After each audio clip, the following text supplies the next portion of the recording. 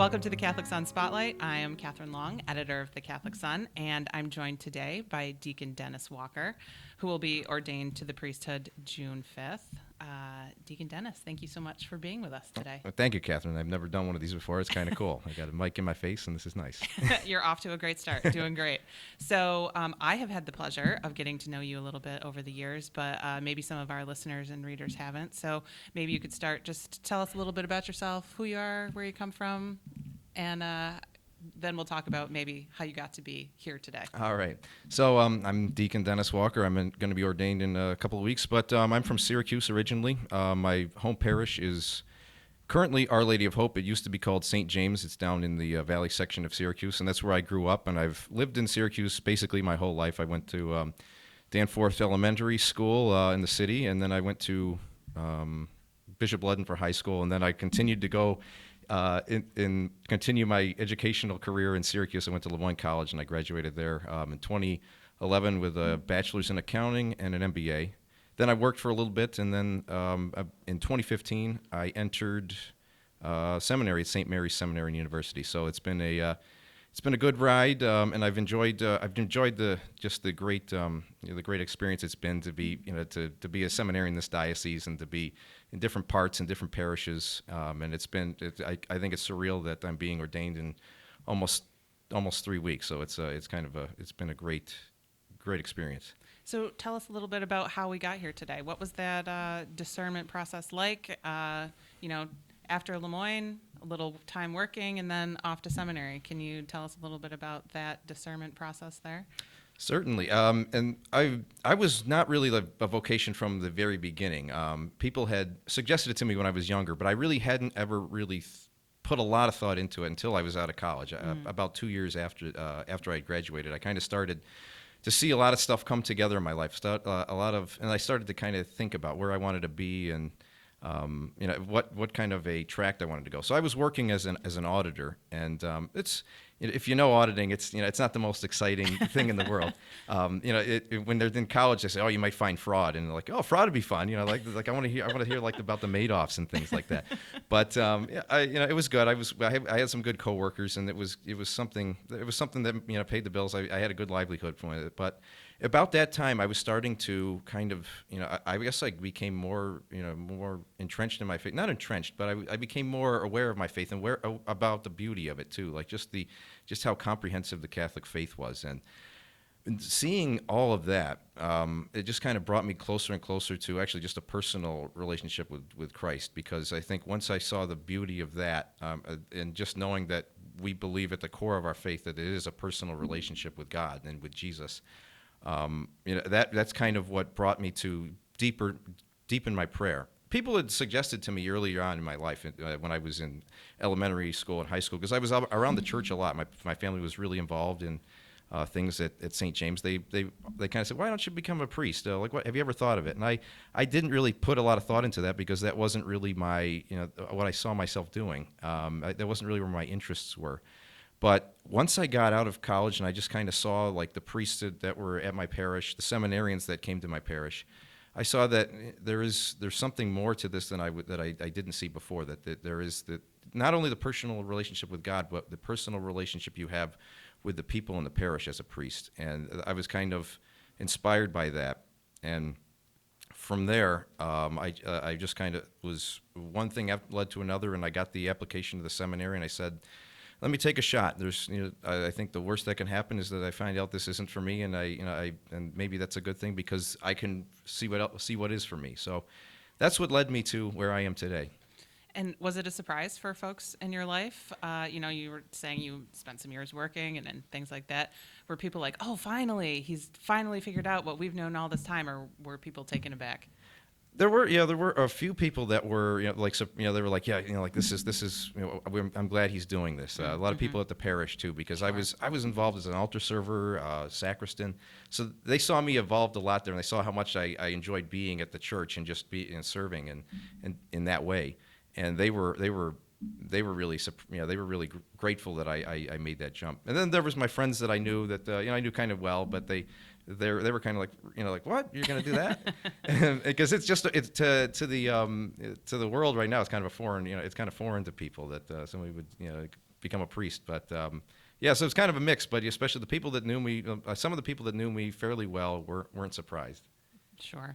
And drawing on those experiences that you've had, school, work, life, you'll be obviously bringing that to your ministry as a priest. What kind of special skills, insights, experiences do you think you'll be bringing to your ministry? I guess the one thing I love I've taught, being in studying like business in school. There's a lot of talk about the different management books, and actually one of the terms I've really kind of loved to use is it's actually was coined by the guy that wrote Dilbert or does the Dilbert comic strip, Scott Adams, and he calls it a talent stack. Is that throughout your life you've gained if you do whatever you've come across, whether experiences, what jobs, that you've had throughout your life, you build a talent stack. And I mean that's not really that can apply to what I'm doing here because I've worked for my dad's company as I was a sprinkler technician. It was a really small business, so I've gotten to know what the small business is like, how that functions, where you got to spend your time, and then going into like the working world, my degrees in accounting and the MBA that gives me a little bit of knowledge of the books and things like that, and that's not removed from the ministry aspect of it because when you're a priest is ordained, it's priest, prophet, king, and that king the management, the administration is part of that kingly office, and so that's one thing that we have to serve, to do that kingly office to serve. So that's I think that's all kind of falls under that. So I keep that all in mind. All the talents I have, all the things that I bring to the table, it's all for service. And I think that like I've over the 6 years of seminary, I've kind of realized that it's not for me. I'm not living for a paycheck anymore. I'm living to be in the service to the church, and I hope that throughout my life I can always remember that, and bring that, and just be a servant to God and His people and His church. You're becoming a priest in a chapter of the Catholic Church that is pretty challenging. How has that informed your formation, and how do you think that will inform your ministry going forward? We live in a time, I guess, that it's not like it was maybe in the 50s or 60s when faith was kind of taken for granted. People would show up to Sunday Mass. So right now we have to be evangelizers in the truest sense of the word. We have to go out and present the gospel to a culture that really hasn't heard it. Maybe there's been people that have there's some in the culture who have heard it. They've fallen away. We hope that they come back.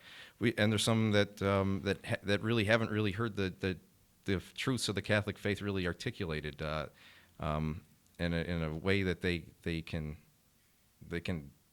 grasp and learn to love. So I think that's a big challenge, is just to be able to present the gospel in its truest form, and to help people that have that conversion. I think we can show up to Sunday Mass every day or every Sunday, but to truly appreciate that Christ is present on the altar in the Eucharist. I think that's what I want to do. I want to be just an evangelist. Is that what you're looking forward to most in your ministry? Or maybe I should just ask, what is the aspect of ministry as a priest that you're looking forward to the most?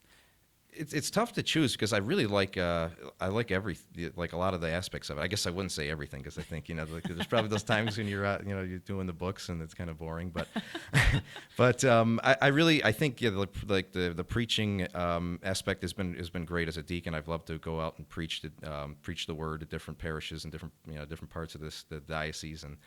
But also, I've really come to appreciate the sacrament of reconciliation. So I think just to be able to sit in the confessional and be a conduit of God's mercy would also be something that I really look forward to. I know that it's a great responsibility, and I think it also is a little bit intimidating. But I've just seen how good of it, how great it's been in my life, and I hope to help people get to that point in their own lives too. Terrific. I will end with one question. Thank you so much for being here with us today. Any words of advice for someone discerning a call? I think the first thing is to just continue to pray. I think if you're thinking about priesthood or just the vocation or your status in life, just keep praying. I used to pray. I still do. Like the last 5 minutes before I go to bed, before I shut my eyes, just talk to God and just tell Him how my day went. But other than praying, I think just find a priest that you either trust or or you know really well, and talk with him. I think if you're thinking about priesthood, it's good to talk to a priest because they've been there and they've gotten to this point in their life, and they can really help you see where God is leading you. Terrific. Well, thank you so much for being with us today. Please know that our prayers go with you as you move toward ordination. Be sure to read more about Deacon Dennis and upcoming issues of the Catholic Sun and at thecatholicsun.com. Thank you so much again for being with us. Well, thank you, Catherine.